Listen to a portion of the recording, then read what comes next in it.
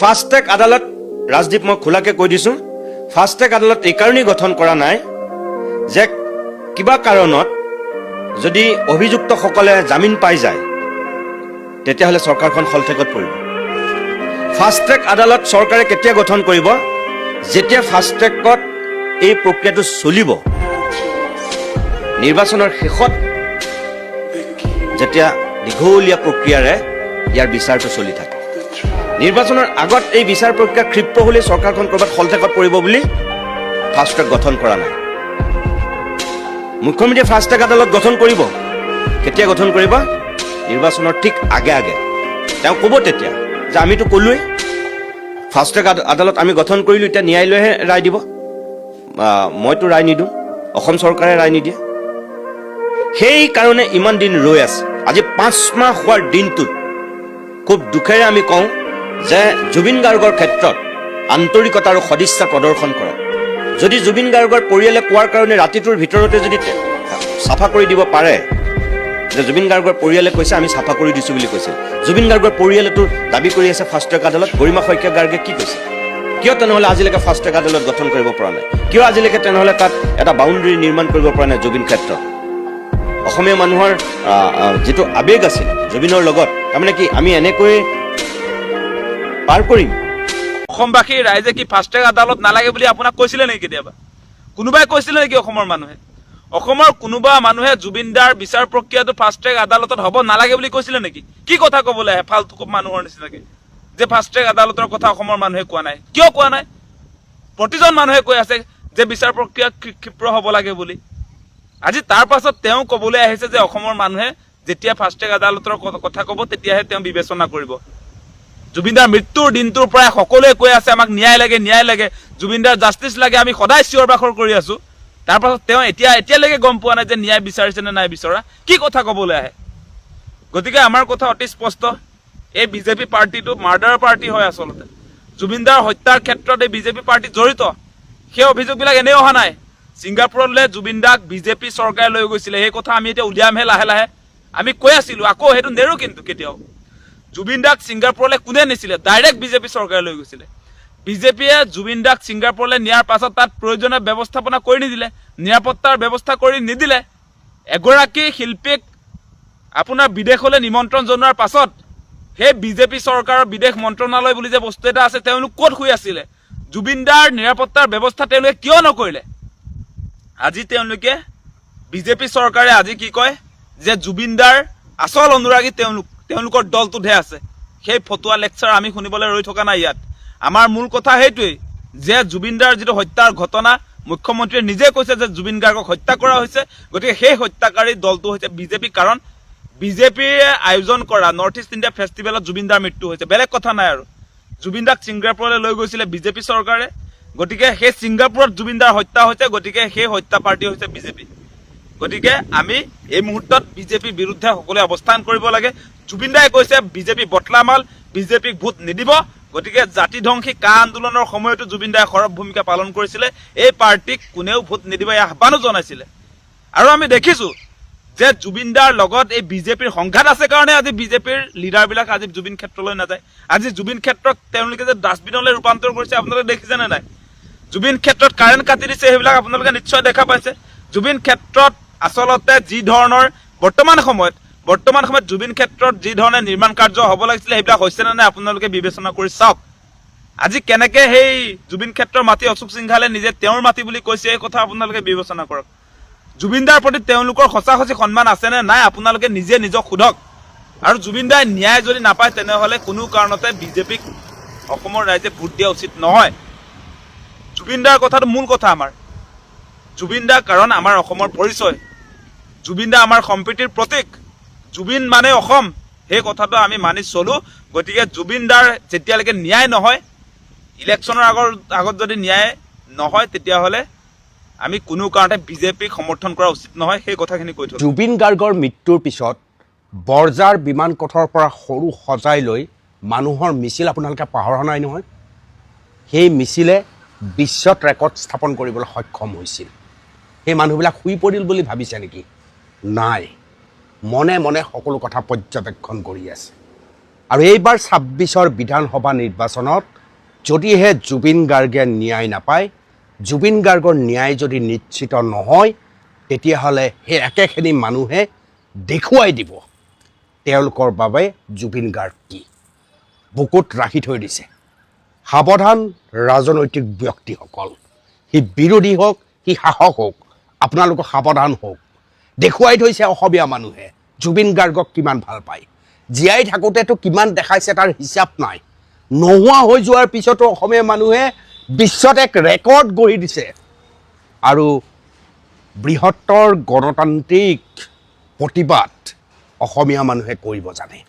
২৬ৰ বিধানসভা নিৰ্বাচনৰ ভোটৰ সময়ত এই কথা অসমীয়া মানুহে মনত ৰাখিব। সেইবাবে সি কি বিৰোধী ৰাজনৈতিক ব্যক্তি অথবা শাসক পক্ষ, প্ৰত্যেকে এই কথা মনত ৰাখক। ন্যায় ব্যৱস্থাত লেহেমীয়া গতিৰ পৰ্যবেক্ষণ কৰক আপোনালোকে। ফাষ্ট ট্ৰেক আদালতৰ বিষয়টো আপোনালোকৰ জিভালৈ আনক। চৰকাৰী পক্ষই এই ব্যৱস্থাটো ক'ত কেনেকৈ লেহেমীয়া হৈছে সেই সম্পৰ্কে পৰ্যবেক্ষণ কৰি অসমৰ ৰাইজক জনাওক, স্থিতি স্পষ্ট কৰক। নহ'লে ২৬ৰ বিধানসভা নিৰ্বাচনত অসমীয়া মানুহে কিন্তু দেখুৱাই দিব। অসমীয়া মানুহৰ সন্মুখত এতিয়া একো ইছ্যু নাই। অসমীয়া মানুহে এই মুহূৰ্তত মূল্যবৃদ্ধিক গুৰুত্ব দিয়া নাই। মিয়া চিয়া বাদ দিয়ক। অসমীয়া মানুহে এই মুহূৰ্তত কোন নেতা কলৈ গৈছে তাতো গুৰুত্ব দিয়া নাই। এটাই লক্ষ্য উদ্দেশ্য, জুবিন গাৰ্গে ন্যায় পাব নে নাই। গতিকে ২৬ৰ বিধানসভা নিৰ্বাচনৰ আগতেই যদি জুবিন গাৰ্গৰ ন্যায় নিশ্চিত নহয়, খৰকটীয়া গতি যদি নেদেখে, ফাষ্ট ট্ৰেক আদালতৰ গতি যদি নেদেখে, প্ৰত্যেক দিনৰ শুনানি যদি নেদেখে, এইবাৰ ভোটদান প্ৰক্ৰিয়াত এক চুনামি অহাটো খাটাং নহয়নে বাৰু? কওক আপোনালোকে কোৱাটো প্ৰয়োজন আছে। যদি আমাৰ মাজত আমি নকওঁ, তেতিয়াহ'লে ন্যায় ব্যৱস্থাটোৰ খৰকটীয়া গতিও আপোনালোকে সন্মুখত নেদেখিব। এতিয়া লেহেমীয়া গতি দেখিছে। এই লেহেমীয়া গতিৰ কাৰণে গৰিমা গাৰ্গে কৈ আছে, পামী বৰঠাকুৰে কৈ আছে, বহুত মানুহে কৈ আছে, কোৱা মানুহৰ সংখ্যা এতিয়াও বৃদ্ধি পাব লাগে। যে নহ'ব, এনেকৈ দিব লাগিব আমাক। বিৰোধী ৰাজনৈতিক দলেও ভূমিকা ল'ব লাগিব, শাসক পক্ষইও ভূমিকা ল'ব লাগিব। আমাৰ সন্মুখত এটাই পথ আছে, সেইটো হৈছে জুবিন গাৰ্গৰ ন্যায়। কোনে হত্যা কৰিলে, কিয় হত্যা কৰিলে, আৰু ইয়াৰ লগত সেই ছিংগাপুৰৰ ইয়ট পাৰ্টিত থকা 11জন মানুহৰ ভূমিকা কি, সকলো কথা স্পষ্ট হ'ব লাগিব। এই কথাবোৰ স্পষ্ট নোহোৱা পৰ্যন্ত অসমীয়া মানুহ ক্ষান্ত নহয়। ২৬ৰ বিধানসভা নিৰ্বাচনত খঙত ভামকত কি কৰে ঠিক নাই। কাৰণ ভোটাধিকাৰ প্ৰত্যেকৰে অধিকাৰ, আৰু নিজে ভবা ধৰণৰ সেই অধিকাৰ সাব্যস্ত কৰিব। ইয়াত বিজেপিৰ কথাও নাই, কংগ্ৰেছৰ কথাও নাই, অসম গণ পৰিষদ, ৰাইজৰ দল, জাতীয় পৰিষদৰ কথাও নাই। যি দলৰে সদস্য হওক, প্ৰত্যেকেই কিন্তু জুবিন প্ৰেমী। গতিকে জুবিনৰ বাবে দল পিছত ৰাখিব, তেওঁলোকে জুবিনৰ মৰম সন্মুখত ৰাখিব। সেয়েহে কৈছোঁ, প্ৰত্যেক দলে নিজৰ স্থিতি স্পষ্ট কৰক। ন্যায় সম্পৰ্কত চৰকাৰে নিজৰ স্থিতি আৰু বেছি স্পষ্ট কৰক। গৰিমা, পামী বৰঠাকুৰ আদিও ক'বলৈ আৰম্ভ কৰক। জুবিন ক্ষেত্ৰত কি পৰ্যায়লৈ গৈছে সেই সম্পৰ্কে জনাওক। সকলো স্থিতি স্পষ্ট কৰক। আৰু আপোনালোকে কৈ থাকক, ক'বই লাগিব। নক'লে ক'ৰবাত আপুনি ভবা ঈশ্বৰজন, ভগৱানজন ক'ৰবাত সেৰেঙা পৰিৱেশত গুচি যাব, যিটো মই সহ্য কৰিব নোৱাৰোঁ। এয়া সময়ৰ আহ্বান। ভিক্টৰ দাস জেলৰ পৰা ওলাই তেখেতে যিখিনি কথা ক'লে ভাল লাগিল জুবিন গাৰ্গ সম্বন্ধে। কিন্তু আজি 5 মাহে তেখেতে ওলাই ক'লে যে ইটা এটাও নপৰিল আজি 5 মাহে। কিন্তু আজি 5 মাহে আপোনাৰ বাকীসকল শিল্পী, যিসকলে জুবিন গাৰ্গৰ লগত গান গাইছিল, যিসকলে গান গাই দিনে ৰাতি তেওঁলোকৰ প্ৰতিষ্ঠা লাভ কৰিছিল, বিশেষকৈ গায়কসকল, তেওঁলোকো নিমাত। মিউজিচিয়ানখিনিয়ে মাত দি আছে, তেওঁলোক নিমাত। যিসকলে জুবিন গাৰ্গক লৈ, জুবিন গাৰ্গৰ মৃত্যু হোৱাৰ পিছত অনুষ্ঠান কৰিছিলে, তেওঁলোকো নিমাত। আনকি ফেচবুকত পোষ্ট এটা দিবলৈ জুবিন গাৰ্গৰ জাষ্টিচ লাগে বুলি ক'বলৈ নিমাত। কাৰণ কিবা বেয়াকে ক'লে কিজানি তেওঁলোকৰ ইমেজটো বেয়া হয়, শাসক পক্ষই তেওঁলোকক কিজানি বেয়া পায়, বঁটা বাহন আদি যদি নিদিয়ে। কথাবোৰ তেনেকুৱা নহয় জানো? শিল্পী সমাজ নিমাত, শিল্পী সমাজে এখন মেমৰেণ্ডামো দিয়া নাই মুখ্যমন্ত্ৰীক এতিয়ালৈকে। সকলো নিমাত। জুবিন গাৰ্গৰ মৃত্যু হ'ল, আমি কি কৰিম এতিয়া, এনেকুৱা ধৰণৰ এটা মানসিকতা লৈ পেলাই আছে, যিটো এজিটেশ্যন হ'ব লাগিছিল শিল্পীসকলৰ মাজত বিশেষকৈ। জনসাধাৰণটো আজি কান্দিয়ে আছে, শিল্পীসকলো নিমাত হ'ল শেষত গৈ। অকলে ভিক্টৰ দাস জেলৰ পৰা ওলাই আহি যি ধৰণে তেখেতে কথাখিনি ক'লে অত্যন্ত সাহসী, ভাল লাগে। খালি ভিক্টৰ দাসে মোৰ মতে ৰাজনীতি কৰা উচিত, এই নিৰ্বাচন খেলা উচিত। ভিক্টৰ দাসে দুটামান বস্তু ইম্প্ৰুভ কৰিব লাগিব। এই নিৰ্বাচন নহ'লেও তেওঁ ভৱিষ্যতে নিৰ্বাচন খেলা উচিত। তেওঁ চোকা, অত্যন্ত চোকা মেধা, তেখেতৰ পুৰা শ্বাৰ্প ব্ৰেইন, কিন্তু তেখেতে এটা বস্তু বাদ দিব লাগিব, আচাৰ ব্যৱহাৰটো ঠিক কৰিব লাগিব।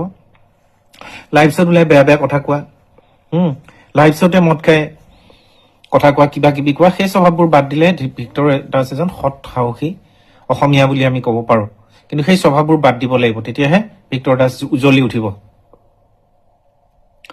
গতিকে জুবিন গাৰ্গৰ মৃত্যুৰ পিছত যিটো হ'ব লাগিছিল সেইটো হোৱা নাই, বিশেষকৈ শিল্পী সমাজৰ ফালৰ পৰা। ৰাইজে কৈ আছে জাষ্টিছ ফৰ জুবিন গাৰ্গ লিখি আছে, শিল্পী সমাজ নিমাত। কিয় নিমাত, কি কাৰণত নিমাত আমি নাজানো, কিন্তু ইমান ডাঙৰ শিল্পী এজন হেৰাই যোৱাৰ পিছত কেনেকে নিমাত হৈ থাকিব পাৰে? যিসকলক জুবিন গাৰ্গে প্ৰতিষ্ঠা কৰিলে, জুবিন গাৰ্গৰ লগত গান গাই প্ৰতিষ্ঠা হ'ল, তেওঁলোকো নিমাত। আজি জুবিন গাৰ্গ মৃত্যু হোৱাৰ পিছৰ পৰা গানবোৰ নাইকিয়া হৈ গ'ল। সদায় মাহেকে পষেকে আমি নতুন নতুন গান শুনি থাকো, এতিয়া আৰু নাই। চেডেলি ভেডেলি হৈ গ'ল গোটেই সমাজখন, শিল্পী মানে সৃষ্টিশীল যোনটো মানে সংগীত ক্ষেত্ৰখন চেডেলি ভেডেলি হৈ গ'ল, এতিয়া নাই। এতিয়া মানে কোনো দিশাহীন এটা পৰিস্থিতি আছে অসমৰ সংস্কৃতিত, বিশেষকৈ মিউজিকেল ফিল্ডখন। গতিকে ইমান ডাঙৰ শিল্পী এজন হেৰাই গ'ল, শিল্পী সমাজ নিমাত। ৰাইজেও লাহে লাহে তেখেতক পাহৰিবলৈ লৈছে। আৰু মোৰ মতে এইবাৰ নিৰ্বাচনত জুবিন গাৰ্গৰ মৃত্যুৰ ইছ্যুটো এটা ইছ্যু হ'ব লাগে। গৰিমা গাৰ্গ, শইকীয়া বৌয়ে স্পষ্টভাৱে মাতিব লাগে, তেতিয়া হয়তো কিবা এটা হ'ব। ভিক্টৰ দাস ওলাই আহিছে, ভিক্টৰ দাসে গণতান্ত্ৰিকভাৱে যদি কিবা ব্যৱস্থা লয় তেতিয়া বেলেগ কথা, কিন্তু ভিক্টৰ দাসে যোনটো যদি মানে উগ্ৰ হেৰি এটা কৰে, আকৌ জেলত সোমাই থব ভিক্টৰ দাসক, সেইবোৰ লৈহে চিন্তা। গতিকে ভালে থাকক ভিক্টৰ দাস, খুব ভাল লাগিছে আজি তেওঁ মুক্তি পাইছে। তেওঁ খালি সেই লাইভ ওলাই পেলাই বেয়া বেয়া কথা, মদ খাই পেলাই কথা কোৱা, কিবা কোৱা, সেই স্বভাৱবোৰ বাদ দিলে ভিক্টৰ দাস এজন ভাল মানুহ। ৰাজনীতিও কৰিব লাগে তেওঁ, মোৰ মতে নিকা মানুহৰ প্ৰয়োজন আছে। কাৰেণ্ট গুচি গৈছে, এতিয়া অন্ধকাৰত পৰিণত হ'ল জুবিন ক্ষেত্ৰ। মানে বিজেপি চৰকাৰখনে জুবিন ক্ষেত্ৰত আচলতে লাইটৰ ব্যৱস্থা কৰিব নোৱাৰাটো অত্যন্ত দুৰ্ভাগ্যজনক। মানে আপোনালোকে এটা কথা বিবেচনা কৰি চাওক, জুবিন দা আমাৰ অসমীয়া জাতিৰ হিয়াৰ আমঠু, আমাৰ প্ৰাণৰ স্পন্দন, জুবিন দা জাতীয় সম্পদ। জুবিন দাৰ ক্ষেত্ৰত কিয় বিজেপি চৰকাৰে এনেকুৱা অন্যায় কৰি আছে? আজি কাৰেণ্ট গুচি গৈছে আৰু কাৰেণ্টৰ ব্যৱস্থা আজি চৰকাৰে নকৰে। তাৰ যি প্ৰশাসন আছে, প্ৰশাসনে কাৰেণ্ট দিয়াৰ ব্যৱস্থা নকৰে। আজি জুবিন ক্ষেত্ৰ আপোনালোকে নিশ্চয় দেখিছে, এই ৰাতি এতিয়া অন্ধকাৰ। গতিকে কিয় এনেকৈ আচলতে এই মানুহজনক নেগলেক্ট কৰি থকা হৈছে? জীয়াই থাকোঁতেতো কোনো সন্মান নিদিলেই, এতিয়া মৃত্যুৰ পাছত এগৰাকী স্বনামধন্য শিল্পীক, যিগৰাকীয়ে শিল্পীয়ে আচলতে অসমৰ পৰিচয় বহন কৰে, জুবিন দাৰ ক্ষেত্ৰত কিয় এনেকুৱা অন্যায় কৰি থকা হৈছে সেইটো আমি অসমবাসী হিচাপে অত্যন্ত দুখ অনুভৱ কৰিছো। আৰু কোনো কাৰণতে এনেকৈ জুবিন দাক অন্যায় কৰি থকা কাৰ্য আমি সমৰ্থন কৰিব নোৱাৰো। বিজেপি চৰকাৰক এটা কথা সকীয়াই দিছো, মুখ্যমন্ত্ৰী হিমন্ত বিশ্ব শৰ্মাক কৈছো, আপুনি নিজে মই জুবিনৰ আটাইতকৈ আচল অনুৰাগী বুলি ক'লে নহ'ব, জুবিন ক্ষেত্ৰৰ প্ৰয়োজনীয় ব্যৱস্থাপনা আপোনালোকে কৰিব পাৰিব লাগিছিলে। আজি আপোনাৰ গোচৰটোৰ ক্ষেত্ৰতো দেখিছো, সকলোৱে কৈ আছে অসমৰ ৰাইজে যে ফাষ্ট ট্ৰেক আদালতত গোটেই গোচৰ প্ৰক্ৰিয়াটো আচলতে যাব লাগে, ডেইলি শুনানি হ'ব লাগে। সেই সম্পৰ্কত পৰিয়ালৰ মানুহে সদায় আবেদন কৰিছে। আজি প্ৰধানমন্ত্ৰীলৈ স্মাৰকপত্ৰ প্ৰদান কৰা হৈছে, তাৰ পাছতো প্ৰয়োজনীয় ব্যৱস্থাপনা গোচৰটোৰ ক্ষেত্ৰতো লোৱা নাই। ইফালে আপোনাৰ জুবিন ক্ষেত্ৰত যেনেকুৱা ধৰণে আচলতে বৰ্তমান সময়ত পৰিৱেশে বিৰাজ কৰিছে, সেইটো দেখি খুব বেছি বেয়া লাগিছে। কিয় আচলতে জুবিন দাৰ নিচিনা এগৰাকী মানুহক আমি সন্মান দিব নোৱাৰো? জুবিন দাৰ ক্ষেত্ৰত আমি অন্যায় হৈ থকা আমি দেখিছো। আজি কাৰেণ্টটো গুচি গৈছে, কাৰেণ্টটো তাত পাৰ্মানেণ্টকে থকাৰ ব্যৱস্থাটো কিয় নাই? ডিজি ব্যৱস্থাপনা কিয় নাই? তাত জেনেৰেটৰ ব্যৱস্থা কিয় নাই? আজি প্ৰশাসন যন্ত্ৰটো ইমান আচলতে দুৰ্বল নে যে জুবিন ক্ষেত্ৰৰ নিচিনা এটা অতি গুৰুত্বপূৰ্ণ তীৰ্থস্থান, আমি অসমীয়া জাতিয়েতো জুবিন ক্ষেত্ৰৰ তীৰ্থস্থান বুলি কৈছো, অসমৰ সকলো মানুহে জুবিন ক্ষেত্ৰলৈ যায়, জুবিন দাৰ লগত আচলতে তাত যিসকলৰ আত্মিক সম্পৰ্ক আছিলে সকলোৱে যায়, বিভিন্ন সময়ত জুবিন দাৰ ওচৰত গৈ শ্ৰদ্ধা জ্ঞাপন কৰে, শ্ৰদ্ধাঞ্জলি জনায়। জুবিন দাই ভাল পোৱা সকলো সা সামগ্ৰী তাত দিয়ে। আজিও আমি দেখিছিলো গৰিমা বৌয়ে তাত আচলতে জুবিন দাক অনুৰাগীসকলে প্ৰদান কৰা ফটোবিলাক তেওঁ আচলতে চাফ চিকুণ কৰি আছে। গতিকে কিয় ব্যৱস্থাপনাটো নাই? আজি চৰকাৰীভাৱে কিয় জুবিন দাক উপহাৰ দিয়া যিবিলাক বস্তু সেইবিলাক সংৰক্ষণৰ ব্যৱস্থা কৰিব পৰা নাই?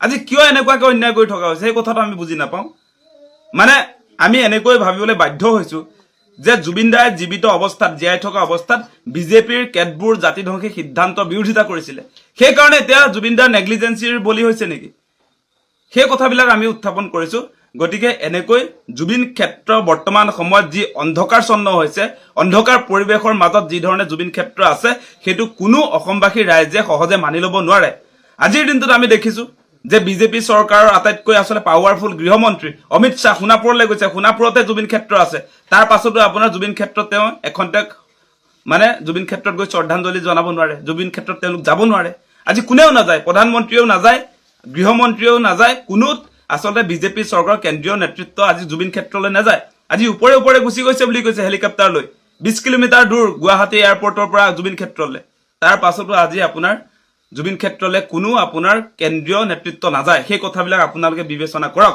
আৰু সেই দলটোৰ মানুহে জুবিনৰ আচল অনুৰাগী বুলি অসমৰ ৰাইজক কয় গৰিমাবোৰ ভিডিঅ' পালোঁ আচলতে প্ৰতিদিন টাইমৰ যদি 5টা মাহ উকলি গ'ল জুবিন গাৰ্গৰ ন্যায় নামত একোৱেই নাই মই কওঁ যে জুবিন গাৰ্গৰ ন্যায় মানে যিকেইজনে হত্যা কৰিছে আমি স্বতঃস্ফূৰ্ত হিচাপে দেখাৰ কাৰণেহে তেওঁলোক আচলতে অসমৰ ৰাইজে সন্দেহ কৰাৰ কাৰণেহে তেওঁলোক আচলতে জেলত সোমাই আছে ভিডিঅ' ফুটেজবিলাকে কথা কোৱাৰ কাৰণেহে তেওঁলোকক দোষী বুলি সাব্যস্ত কৰি জেলত ভৰাই দিয়া হৈছে কিন্তু দোষী তেওঁলোক হয় কিয় দুখ কৰিলে একেই লগতে থকা যাৰ পৰা চলি আছিল যাৰ পৰা খাই আছিল যাৰ লগত আছিল তেওঁকে হত্যা কৰিলে কিয় কৰিলে এই কথাষাৰটো ওলাব লাগিব বোলে তেওঁলোকে হত্যা কৰিলে তেওঁলোকক জেলত ভৰাই দিলে কেইদিনমান ৰাখি তেওঁলোকক ফাঁচি দিলে আমি ন্যায় পাই গ'লো এইটোতো কেতিয়াও সম্ভৱ নহয় তেওঁলোকক হত্যা কৰিলেও তেওঁলোকক ফাঁচি দিলেও সেয়া জুবিন গাৰ্গে ন্যায় পোৱা কেতিয়াও নহয় এই হত্যা যে কৰিলে তেওঁলোকে যে হত্যা কৰিলে কিয় কৰিলে তাৰ আঁৰৰ কাৰণ কি সেই কাৰণখিনি জানিবলৈ গ'লেই সেই কাৰণখিনি বিচাৰিবলৈ গ'লেই সেই ন্যায়খিনি বিচাৰিবলৈ গ'লেই হয়তো বহুতো ৰৌ বৰালি পৰিব পাৰে জালত কাৰোবাৰ নাক কুচোৱা হাঁহি বন্ধ হৈ যাব পাৰে কাৰোবাৰ দমভালি মৰা কথা বন্ধ হৈ যাব পাৰে কোনোবাই কাৰোবাক হাঁহি টিকিং কৰি তুচ্ছ তাচ্ছিল্য কৰি থকা মানুহৰ জোতা আহি নিজৰ মুখত পৰিব পাৰে সেইকাৰণে আচলতে জুবিন গাৰ্গৰ ন্যায়টো পিছ পৰি আছে জুবিন গাৰ্গৰ ন্যায় দিবলৈ গ'লে বহুত নেতা মন্ত্ৰীৰ মুখৰ হাঁহি নাইকিয়া হৈ যাব তেওঁলোকো গৈ জেলত সোমাবলগীয়া হৈ যাব পাৰে সেইকাৰণে আইন আদালত প্ৰশাসন সকলো টকাৰে কিনি থৈছে আৰু গৰিমা গাৰ্গে চিঞৰ বাখৰ কৰি থাকি তাত লাভ নাই অসমীয়া জাতিয়েও তাত চিঞৰ বাখৰ কৰি থাকি লাভ নাই সকলো টকাত বিক্ৰী হৈ আছে কোন আইনৰ ওচৰত আপুনি যাব কোন প্ৰশাসনৰ ওচৰত আপুনি যাব কাৰ ওচৰত যাব সব টকাত বিক্ৰী হৈ গৈছে গতিকে সকলো এতিয়া আইন প্ৰশাসন অসমৰ সকলোখিনি চৰকাৰৰ পৰা ধৰি সব গুণ্ডা বাহিনী হয় ইয়াত কোনো হিৰো নাই সাউথৰ চিনেমাৰ এটা কাহিনী চলি আছে সাউথৰ চিনেমাবিলাক চাই নহয় নেতা মন্ত্ৰী পুলিচ প্ৰশাসন সব কিনি লৈ সব গুণ্ডা হয় তাৰ মাজত এজন হিৰোয়ে এন্ট্ৰি মাৰে এতিয়া সেই হিৰোজনকে হত্যা কৰি দিয়া হ'ল এন্ট্ৰি মাৰিবলৈ এতিয়া কোনো নাই সব হিজৰা খাৰু পিন্ধি মোৰ অসমীয়া জাতি বহি আছে 1250 টকালৈ ভক্ত হৈ বহি আছে কোনে মাত মাতিব গতিকে বৌ চিঞৰ বাখৰ কৰি লাভ নাই আৰু 5 বছৰ পাই গ'লে জুবিনদাৰ ন্যায় একদম চাই যেনেকৈ উঠি গুচি গ'ল নদীত তেনেকৈ গুচি যাব কামত নাই গতিকে এইটো অসমীয়া ৰাইজৰ আবেগ আপোনাৰ নিজেই চাওক ধান খেৰৰ নিচিনা ভমককে জ্বলিল গ'ল অসমীয়া ৰাইজে কি কৰিছিলে যে জুবিন গাৰ্গৰ ন্যায় পাবৰ কাৰণে আমি চৰকাৰ সলামেই জুবিন গাৰ্গেও কৈছিলে যে নৱপ্ৰজন্ম হয় আমি দেশ জ্বলাবও পাৰোঁ সলাবও পাৰোঁ গতিকে আজি কি হৈ আছে আমি নিজেই দেখি আছো ন চকুৰ আগত দেখিছোঁ শুনিছোঁ বুজিছোঁ গতিকে সকলো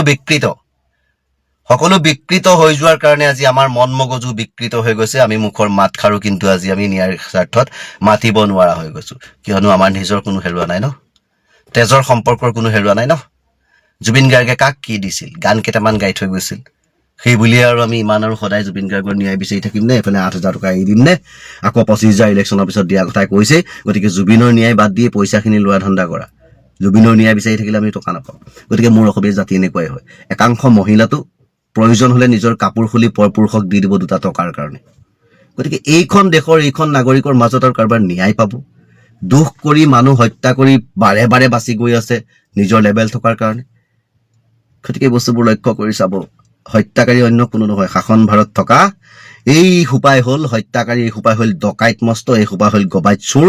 এই গবাইত সোপাই মানে মোটামুটি বেলচাৰে লৈছে আৰু চামুচেৰে ৰাইজক দি পেলাই মন কিনি আছে। চিধা মানুহ চিধা কথা, ঘেণ্টাক আকৌ খাতিৰ নকৰোঁ আৰু ঘেণ্টা কোনো কথা লুকুৱাবলগীয়া কথা নাই। কালি সদনৰ যিবিলাক কথা বতৰা শুনিছোঁ যেন সৰু বাচ্ছাইহে তাত কথা বতৰা পাতি আছে। অখিল গগৈ মুখ্যমন্ত্ৰী, পীযুষ হাজৰিকা ছাইডত বহি আছে, পীযুষ হাজৰিকা যেন মন্ত্ৰী আৰু আমাৰ বৰ্তমানৰ মুখ্যমন্ত্ৰীজন যেন এটা স্পীকাৰ, মানে ছাগলে যেনেকে কৰি থাকে আৰু তেওঁ সেই মানে এটা স্পীকাৰ গোটেই গালে হাঁহি ফূৰ্তি মানে দগৰা বজাইছে যেন তাত বিহু মাৰি আছে সদনৰ ভিতৰত। আৰু সদনৰ যিজন আমাৰ এখন কি অধ্যক্ষ বুলি কয়, সেইজনটো আৰু একেবাৰে মানে কি বুলি ক'ম আৰু কুকুৰৰ গোবৰ, গাহৰি গোবৰ চব খোৱা নেকি কেলা মুখৰ মাত নোলায় তেওঁ নিৰপেক্ষ হ'ব লাগে। অধ্যক্ষ বুলি ক'লে নিৰপেক্ষ হ'ব লাগে। অধ্যক্ষই কিন্তু হিমন্তই চিঞৰি থাকিলে কোনো মাত নামাতে, বেলেগ অখিল গগৈ কোনোবা বিৰোধী পাৰ্টি চিঞৰিলে চপ চপ চপ চপ চিঞৰি থাকিব, হ'ব ষ্টপ ষ্টপ চুপ। অসমীয়া কথাও ভালকে নুফুটে, মানে চাই পেলাই মানুহক আচলতে পদবিলাক দিয়া হৈছে যাতে একো ঘেণ্টা হিলাব নোৱাৰে, মূৰ দমত চলিব। গতিকে গালি পাৰিছো, খং উঠিছে গালি পাৰিছো, ক্ষোভ আছে ক্ষোভ উজাৰিছো, কিন্তু শেষত এটাই কথা ক'ম, জাষ্টিছ ফৰ জুবিন গাৰ্গ। এই ন্যায় আমি যেতিয়ালৈকে নাপাওঁ তেতিয়ালৈকে যদি কোনোবা বোলে কি বুলি ক'ম ভগৱান বুলিও যদি আহি নিজক কয়, তেওঁকো আমি ক্ষমা নকৰিম। কিয়নো আমাৰ জাতিৰ এটা সত্তা হেৰাই গ'ল, আমাৰ দেশৰ অস্তিত্ব নাইকিয়া হৈ গ'ল, দেশৰ যিজন ৰজা আমাৰ নাইকিয়া হৈ গ'ল। গতিকে আমাৰ প্ৰজাৰ মাজত হাহাকাৰ লাগিছে। সেই ৰজাৰ হত্যাকাণ্ডৰ ন্যায় আমাক লাগিবই লাগিব 100%।